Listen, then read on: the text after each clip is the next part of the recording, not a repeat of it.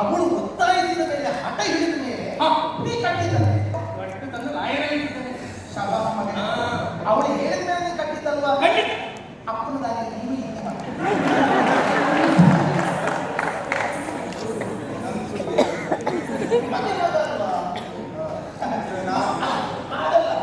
ಒಂದು ತಂದೆಯ ದಾರಿ ಮಗನನ್ನು ನಡಿಬೇಕಾಗಿಲ್ವಾ ಆತ ನಮ್ಮ ಹೆಂಡತಿ ಮಾತು ಕೇಳುತ್ತಿದ್ದಾನೆ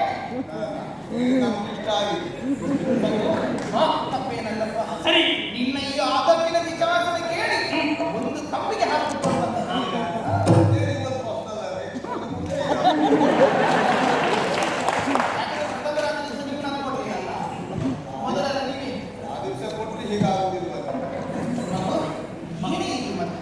ನಿಜವಾಗಿ ಬುದ್ಧಿಗೆ ಸಂಬಂಧಪಟ್ಟದ್ದು ಧೈರ್ಯ, ಶರೀರಕ್ಕೆ ಸಂಬಂಧಪಟ್ಟದ್ದು ಶೌರ್ಯ.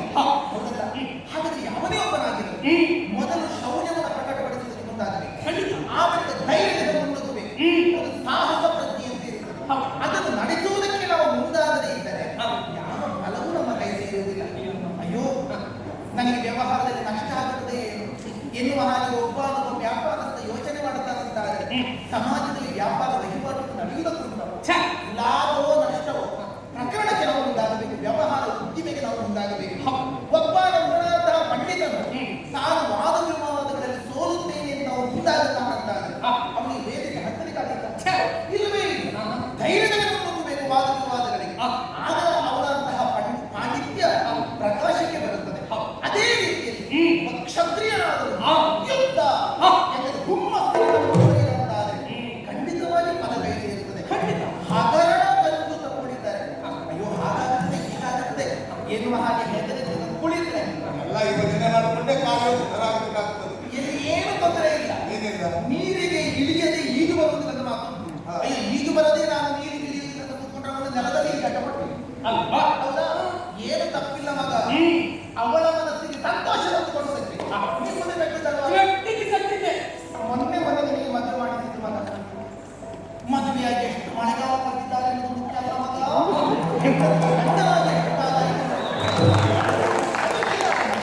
ನಿಜವಾಗಿ ಅವಳ ಮನಸ್ಸಿಗೆ ಸಂತೋಷ ಬಂದಿದ್ದೀನಿ ಕಂಡ ನೀನು ಆ ರೀತಿ ಮಾತಾಡೋದು ಬೇಡ. ಈ ಕಡೆ ಇದ್ದವರಿಗೆ ಹೆಂಡತಿಗೆ ಗಂಡನಾಗಿ ವ್ಯವಹರಿಸದೆ ಅಷ್ಟು ಮಗ ಆದಂತ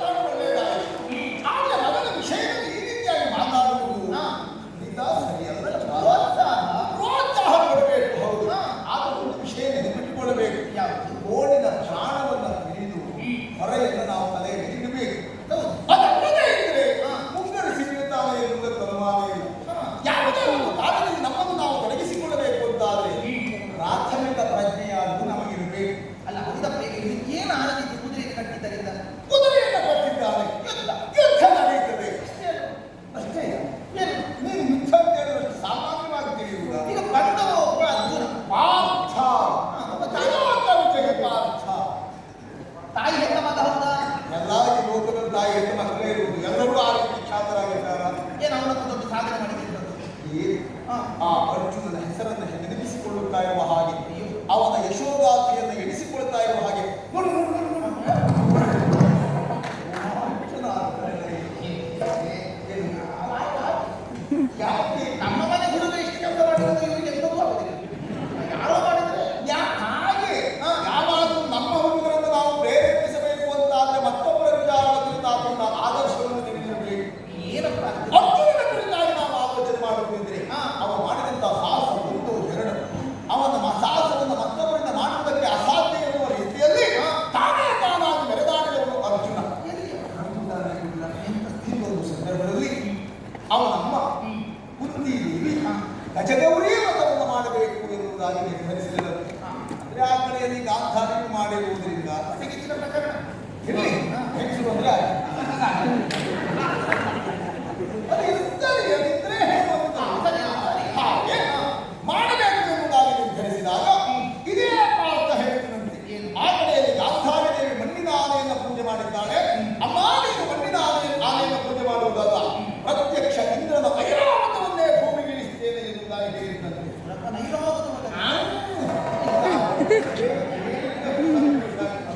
ಆ ರೀತಿಯಾಗಿ ಹೇಳಿದ್ದು ಮಾತ್ರ ಅಲ್ಲ, ಕಾರ್ಯೋನ್ಮುಖವಾಗಿದ್ದಾನೆ.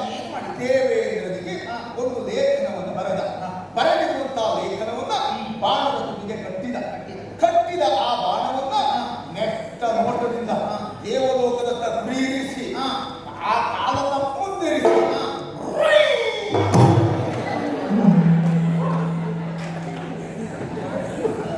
ಶಬ್ದಗಳ ವಿಶೇಷಣೆ ಅದನ್ನು ವಿಶೇಷವಾಗಿ ಹೇಳುದು. ಬಾಣ ಪ್ರಯೋಗಿಸಿದ ಹಾಗೆ ಶಬ್ದಗಳು ಅಲಂಕಾರಿಕ ಭಾಷೆ. ಹೀಗೆ ಬಾಣ ಬಿಡ್ತಾರೆ. ಇಲ್ಲಿಂದ ನಮ್ಮಲ್ಲಿ ಹತ್ತಿರ ಕಿವಿ ಹತ್ತಿರ ಹೋಗಿದೆ. ಇದಕ್ಕೆಲ್ಲ ನಾವು ಹತ್ತಿರ ಇರಬೇಕು ಅಂತ ಸಾಧಾರಣ ಒಟ್ಟು ಬಾಣ ಬಿಟ್ಟರೆ ಅದಾಗುವುದು. ಆ ಶಬ್ದ ಯಾರೆಲ್ಲ ಶಬ್ದ ಹಾಗೆ ಬಿಟ್ಟಿರುವ ಆ ಬಾಣ ದೇವೇಂದ್ರನ ಆ ಆಸ್ಥಾನದಲ್ಲಿ ವಜ್ರ ಕಂಬಕ್ಕೆ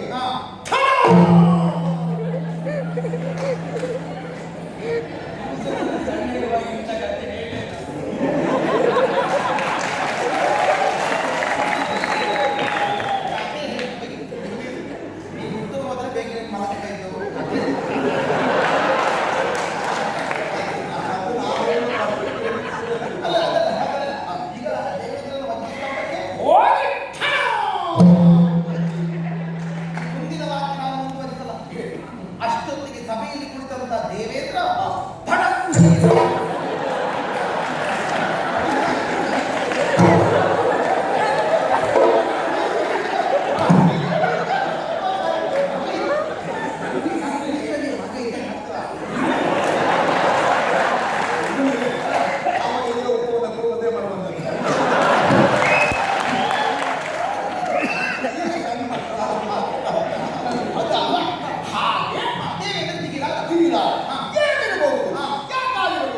ಲೇಖನವನ್ನು ಬಿಡಿಸಿ ಓದಿಸಿದ. ಆಮೇಲೆ ವಿಷಯ ಗೊತ್ತಾಯಿತು, ತನ್ನ ಮಗನೇ ಆದಂತಹ ಅರ್ಜುನ ಬರೆದ ಲೇಖನ. ಹಾಗಾಗಿ ಈ ಲೇಖನಕ್ಕೆ ನಾವು ಸ್ಪಂದಿಸಬೇಕು. ಎಲ್ಲಿಯಾದರೂ ನಾವು ಆಲಯಕ್ಕೆ ಬಿಟ್ಟುಕೊಡುವುದಿಲ್ಲ, ಕಳುಹಿಸುವುದಿಲ್ಲ ಅಂತ ಹೇಳಿದ್ರೆ ತನ್ನ ಅಂಶ ಸಂಭೂತನಾದಂತಹ ಅರ್ಜುನನಿಗೆ ತಾನು ಮೋಸ ಮಾಡಿದ ಹಾಗಾಗ್ತದೆ, ಬೇಸರ ಆಗ್ತದೆ. ಸುಲಭದಲ್ಲಿ ಕೊಟ್ಟು ಗೌರವ ಮಾಡಿ ಹಾಗಂತ ದೇವಲೋಕದ ಐರಾವತವನ್ನು ಸುಲಭವಾಗಿ ಕಳುಹಿಸುವುದನ್ನು ಸಾಧ್ಯವ? ಬೆಲೆ ಮೇಲೆ ಹಾಗಾಗಿ ಒಂದು ಉಪಾಯವನ್ನು ಮಾಡಿದ. ದೇವಲೋಕದ ಐರಾವತವನ್ನು ಭೂಲೋಕಕ್ಕೆ ಕಳುಹಿಸುವುದಕ್ಕೆ ನಾವು ಒಪ್ಪಿದ್ದೇವೆ. ಆದರೆ ಇಲ್ಲಿಂದ ಐರಾವತವನ್ನು ತೆಗೆದುಕೊಂಡು ಹೋಗುವುದಕ್ಕೆ ದಾರಿಯನ್ನು ನೀವೇ ನಿರ್ಮಾಣ ಮಾಡಬೇಕು. ಅದು ಪತ್ರ ಬರೆದ ಇಲ್ಲಿಗೆ ಕಳುಹಿಸಿ. ಅವರಿಂದ ದೇವೇಂದ್ರನಿಗೆ ಕಷ್ಟ ಇಲ್ಲ, ಮೇಲೆ ಕಳಿಸುವುದಕ್ಕೆ ಅರ್ಜುನನಿಗೆ ಮಾತ್ರ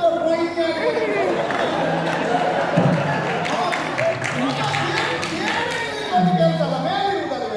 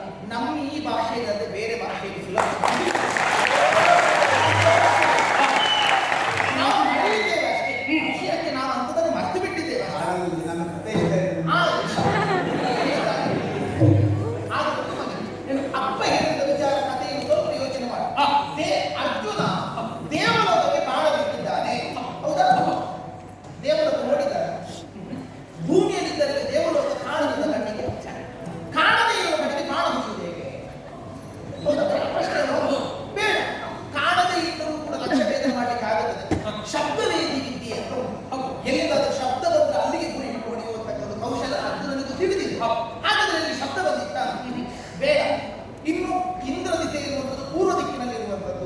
ಸರಿ, ಆ ಕಡೆಗೆ ಎಲ್ಲವೋ ಬಾಣದ ದೇವತೆಗಳಿಗೆ ಸಲ್ಲದಿಂದ ಬಿಟ್ಟ ಇಟ್ಟುಕೊಳ್ಳೋ ದೇವೇಂದ್ರನಿಗೆ ಸಿಕ್ಕಿತು. ಆನೆ ಕುದುರೆಗಳನ್ನು ಕಳಿಸಿಕೊಳ್ಳುವುದಕ್ಕೆ ಸೇತುವೆ ಮಾಡಬೇಕು ಅಥವಾ ಏಣಿ ಮಾಡಬೇಕು, ಅವಶ್ಯಕತೆ ಉಂಟ ಮನೆ ಉಂಟ. ಆಕಾಶಗಮನ ಶಕ್ತಿ ಹೊಂದಿಕೊಂಡಿದೆ. ರಾಕ್ಷಸರು ದಾಳಿ ಮಾಡಿದರೆ ಮಾಯವಾಗಿ ಹೋಗುತ್ತದೆ. ಅಂತ ದಿವ್ಯ ಸುವಸ್ತುಗಳು ಐರಾವತ ಕಾಮಧೇನು ಕಲ್ಪವೃಕ್ಷಗಳು. ಹಾಗಾದ್ರೆ ಅದು ಹಿಡಿದು ಬರುವುದಕ್ಕೆ ಮತ್ತೆ ಸೇತುವೆ ಏಣಿ ದಾರಿ ಬೇಕಾ? ಬರ್ಬೋದು. ಹಾಗಾದ್ರೆ ಯಾಕೆ ದೇವೇಂದ್ರ ಆ ರೀತಿಯಲ್ಲಿ ಅರ್ಜುನನ ಮಾಡು ಅಂತ ಹೇಳಿಸಿದ? ನಿನ್ನ ಅಪ್ಪನೇ ಹೇಳಿದ್ರು, ತನ್ನ ಅಂಶದಿಂದ ಹುಟ್ಟಿಕೊಂಡವ. ಹೌದಾ? ಹಾಗಾದ್ರೆ ದೇವೇಂದ್ರ ಈ ಅರ್ಜುನನಿಗೆ ಏನಾಗಬೇಕು? ತಂದೆ. ಪರ್ಯಾಯದಿಂದ ತಂದೆ. ಹಾಗಾದ್ರೆ ತನ್ನ ಪರ್ಯಾಯ ಮಗನೆನಿಸಿಕೊಂಡಿರುವಂತಹ ಅರ್ಜುನನ ವ್ಯಕ್ತಿತ್ವ ಪ್ರಪಂಚಕ್ಕೆ ಕಾಣಿಸುವುದಕ್ಕೆ ಆ ಅಪ್ಪ ಎಷ್ಟು ಪ್ರಯತ್ನ ಮಾಡುತ್ತಾರೆ. ಇಲ್ಲಿ ನಿನ್ನ ನೇರ ಹುಟ್ಟಿಗೆ ಈ ಅಪ್ಪನೇ ಈ ಮಗ ಇಷ್ಟು ಸಾಹಸ ಮಾಡಲಿಕ್ಕೆ ಉಂಟಾಗಿದ್ದಾನಂತಾದ್ರೆ ಬೇಡ ಕಡೆಯಲ್ಲಿ ಈ ಅಪ್ಪ ಅರ್ಜುನನನ್ನ ಪಡೆದವಳು ಸಾತ್ವಿಯಾಗುತ್ತ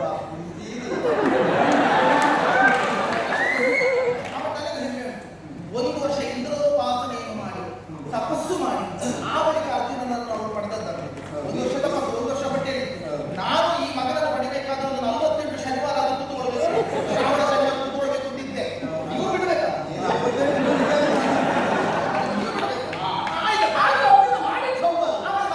ಅಷ್ಟೇ ಅಲ್ಲ, ಮತ್ತೆ ಅದು ಒಂದು ಸಾಹಸ ಆಯಿತು. ಆಮೇಲೆ ಇನ್ನೊಂದು ಸಂದರ್ಭದಲ್ಲಿ ಅರ್ಜುನ ಪ್ರತ್ಯಕ್ಷವಾಗಿ ಆ ಮರಣವನ್ನೇ ಯುದ್ಧದಲ್ಲಿ ಸ್ವಾಮಿಸುವುದರ ಮೂಲಕವಾಗಿ ಅರ್ಜುನ ಕಾಳಗ ಪಾಶುಪತ ಎನ್ನುವಂತಹ ಅಸ್ತ್ರವನ್ನು ಆದ್ದರಿಂದ ಪಡೆದ. ಯಾಕಾಗಿ ಆ ಈಶನ ಎದುರುಗಡೆಯಲ್ಲಿ ಅರ್ಜುನನ ಸಾಹಸ ಎನ್ನುವುದು ಮೆರೆದಾಡಿತು. ಹಾಗಾಗಿ ಈಗ ಒಬ್ಬ ಸಮರ್ಥ ಎಂಬುದಾಗಿ ಭಾವಿಸಿದಂತಹ ಪರಮೇಶ್ವರ ಮನ ಮೆಚ್ಚಿ ಸಂತೋಷದಿಂದ ಅವನ ಮುಂದಿನ ಬದುಕಿನ ಉತ್ಕರ್ಷವನ್ನು ಬಯಸಿ ಪಾಶುಪತವನ್ನು ವರವಾಗಿ ನೀಡಿದ್ದಾನೆ. ಉಳಿದವರಿಗೆ ಯಾರಿಗಾದ ಆಯುಧಕ್ಕೆ ಉಂಟ? ಪಾಪ ಪ್ರಹಾರ ಅಂತ ಪ್ರಸಿದ್ಧಿ ಉಂಟು. ಶಿವನ ತಲೆಯ ಹೊಂಡ ಅಂತಹ ಸಾಧನೆಯನ್ನು ಯಾರಿಲ್ಲ ಅರ್ಜುನ ಮಾತ್ರ. ಪಾಶುಪತವನ್ನು ಅರ್ಜುನನ ಶಕ್ತಿಗೆ ಮೆಚ್ಚಿಕೊಂಡಲ್ಲ. ಮಗ ಈ ಕಥೆಯಲ್ಲಿ ಸ್ವಲ್ಪ ವ್ಯತ್ಯಾಸ ಇವತ್ತಿನ ಮೇಲೆ ಎಲ್ಲ ಕಥೆಯೂ ವ್ಯತ್ಯಾಸ. ಕಥೆಯ ಒಂದು ಮಕ್ಕಳು ಮಾತ್ರ ನೋಡುವುದಲ್ಲ, ನಾವು ಹತ್ತದು ಮಕ್ಕಳನ್ನು ಯೋಚನೆ ಮಾಡಬೇಕು. ಈಗ ಈಶ್ವರ ಯಾಕಾಗಿ ಬಂದ? ಮಲಿನ ಯುದ್ಧಕ್ಕೆ ಬಂದನ. ಈ ಅರ್ಜುನ ಶಿವನ ಕುರಿತಾಗಿ ಇಂದ್ರ ಕೀಲಕದಲ್ಲಿ ತಪಸ್ಸು ಮಾಡುತ್ತಾ ಇದ್ದ. ನನಗೆ ವಿಶೇಷವಾದ ಅಸ್ತ್ರಶಸ್ತ್ರಾದಿಗಳನ್ನು ಕೊಡು ದೇವರು ಎನ್ನುವ ಹಾಗೆ. ಅಲ್ಲಿ ಕೈಲಾಸದಲ್ಲಿ ಕೂತ ಶಿವ ಪಾರ್ವತಿಗೆ ನೋಡಿದೆ. ಪಾರ್ವತಿ ದೇವಿ ಕೇಳಿದ್ರು, ಯಾರ ಹುಡುಗ? ಅವನಮ್ಮ ಹುಡುಗ. ಯಾರ? ಅರ್ಜುನ. ಏನವನ ವಿಶೇಷತೆ? ಅಯ್ಯೋ, ಇದು ತನಕ ಅವನ ಬೆನ್ನು ನೋಡಿದವರಿಲ್ಲ ಅಂತ ಈಶ್ವರ ದೇವರು ಹೇಳಿದ್ರು. ಅಷ್ಟೊತ್ತಿಗೆ ಪಾರ್ವತಿ ದೇವಿ ಹೇಳಿದಂತೆ, ಹೌದಾ? ಆದರೆ ನನಗೊಮ್ಮೆ ಆ ಹುಡುಗನ ಬೆನ್ನು ಕಾಣಬೇಕು. ಸ್ವಲ್ಪ ನನ್ನ ಹಾಕಿದ್ದವ ಹೆಣ್ಣು. ಅದಕ್ಕೆ ಯಾವುದು ನೇರ ಚಿಕಿತ್ಸಕ ಬುದ್ಧಿ ಇಲ್ಲ. ಅದೇ. ಹಾಗಾದ್ರೆ ಏನು ಮಾಡೋಣ? ನಾವೊಂದು ಕೆಲಸ ಮಾಡೋಣ. ಒಂದು ಅವನಿಗೆ ಯುದ್ಧದ ನಾಟಕ ಮಾಡೋಣ, ಅವನನ್ನು ಪರೀಕ್ಷೆ ಮಾಡೋಣ ಎನ್ನುವ ಕಾರಣಕ್ಕೋಸ್ಕರವಾಗಿ ಕಿರಾತಿ ರೂಪದಲ್ಲಿ ಬಂದು ಒಂದು ಹಂದಿಯ ವ್ಯಾಜ್ಯದ ಜಗಳ ಪ್ರಾರಂಭವಾಯಿತು. ಅಲ್ಲಿ ಏನಾಗಿದೆ? ಅರ್ಜುನ ಬಾಣವನ್ನು ಬಿಡುತ್ತಲೇ ಇದ್ದ. ಶಿವನು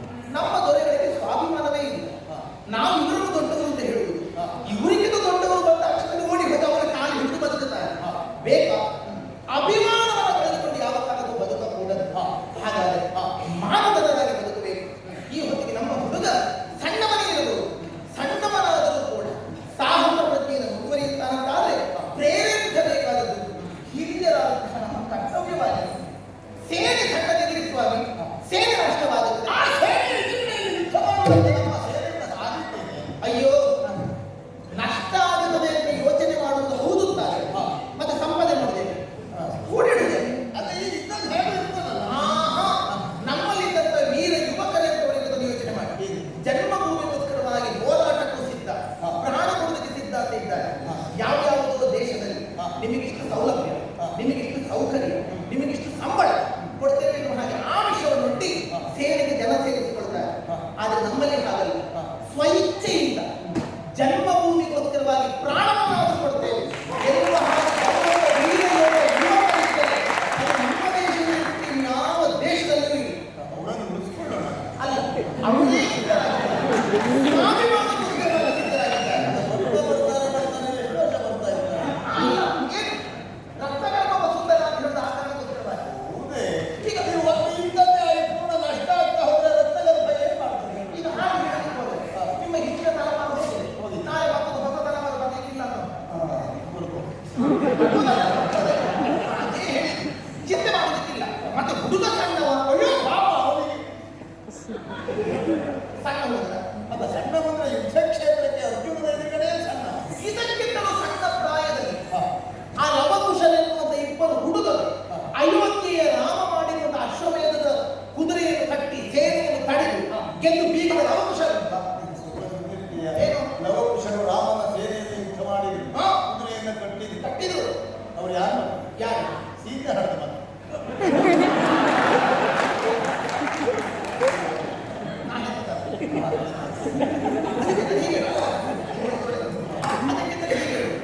ಅವರು ಪರಮ ಪುರುಷೋತ್ತಮನಾದಂತಹ ಶ್ರೀರಾಮಚಂದ್ರನ ಭಕ್ತರಿಗೆ ಮಕ್ಕಳಿಗೆ ಗೊತ್ತಿರಲಿಲ್ಲ, ಗೊತ್ತಾದರೂ ಯುದ್ಧ. ಯಾಕೆ ರಾಮನ ಮಕ್ಕಳೇ ನಾನು ಉದ್ದೇಶಪಟ್ಟು ಹೇಳಿದೆ. ಯಾರೇ ನಾವು ಹೆತ್ತ ಮೇಲೆ ಬೆಳೀತಾ ಇರುವಂತ ಮಕ್ಕಳು ನೋಡಿ, ಅಯ್ಯೋ ನಮ್ಮ ಮಕ್ಕಳು ನಮ್ಮ ಮಾತು ಕೇಳುವುದಿಲ್ಲ, ನಮ್ಮ ಮಕ್ಕಳು ನಮ್ಮ ದಾರಿಗೆ ಬರುವುದಿಲ್ಲ, ನಮ್ಮ ಮಕ್ಕಳು ಪುಂಡಾಟಿಕೆ ಮಾಡ್ತಾರೆ. ಮಕ್ಕಳು ಹುಟ್ಟಿದ ಮೇಲೆ ಹೇಳುವುದಲ್ಲ, ತಾನು ಗರ್ಭಿಣಿ ಇರುವಾಗ ಮಕ್ಕಳು ಮುಂದಿನ ಭವಿಷ್ಯದಲ್ಲಿ ಹೇಗೆ ಇರಬೇಕು ಎಂಬುದನ್ನು ಅಪ್ಪ ಅಮ್ಮ ಇಬ್ಬರು ಯೋಚನೆ ಮಾಡಬೇಕು. ರಾಮ ಅದನ್ನು ಚಿಂತನೆ ಮಾಡಿದ್ದಾರೆ. ಸೀತೆ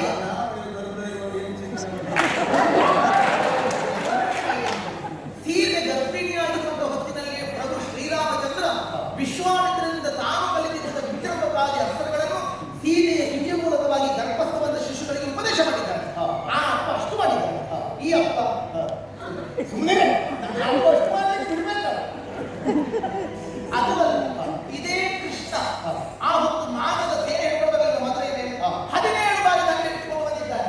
ಸೈನ್ಯದವರ ಹಾಗಿದ್ರೆ ಆ ಸೈನ್ಯವನ್ನು ಮಣಿಸ್ತಿಲ್ವ? ಏನಿಲ್ಲವಾಗ ಸಣ್ಣ ಹುಡುಗರಾಗಿರುವವರು ಬೇಕಾದಷ್ಟು ಮಾಡಿದ್ದಾರೆ. ಜೊತೆಗೆ ನಾವು ಕ್ಷತ್ರಿಯರು. ಇದೇ ಅರ್ಜುನ ಮಹಾಭಾರತದ ಯುದ್ಧದ ಹೊತ್ತಿನಲ್ಲಿ ಚಲಿಸುವರ ಬಂದ ಹಾಗೆ ನಡೆದಿದ್ದಾರೆ. ಅಯ್ಯೋ ಕೃಷ್ಣನಿಂದ ಆಗುದಿಲ್ಲ, ಕೃಷ್ಣನಿಂದ ಆಗುದಿಲ್ಲ. ಆಗ ಗೀತಾಮೃತದಲ್ಲಿ ಕೃಷ್ಣ ಏನು ಹೇಳಿದ್ದಾನೆ? ಸ್ವಧರ್ಮೇ ನಿಧನ ಶ್ರೇಯ. ನಮ್ಮ ಧರ್ಮದಲ್ಲಿ ನಾವು ಮುಂದುವರೆದರೆ ಯಾವ ಹೆದರಿಕೆಯೂ ಇಲ್ಲ. ಅದೇ ರೀತಿಯಲ್ಲಿ ಕ್ಷತ್ರಿಯರಿಗೆ ಯುದ್ಧ ಅಂದರೆ ಹಬ್ಬ ಅಂತ ತಿಳಿಯಬೇಕೆನ್ನುವ ಹಾಗೆ ಪ್ರಪಂಚಕ್ಕೆ ಹೇಳಿದ ಮಾತು. ಕ್ಷತ್ರಿಯರು ನಮ್ಮ ಧರ್ಮ ಸ್ವಧರ್ಮದಲ್ಲಿ ಮುಂದೋಗೋಣ.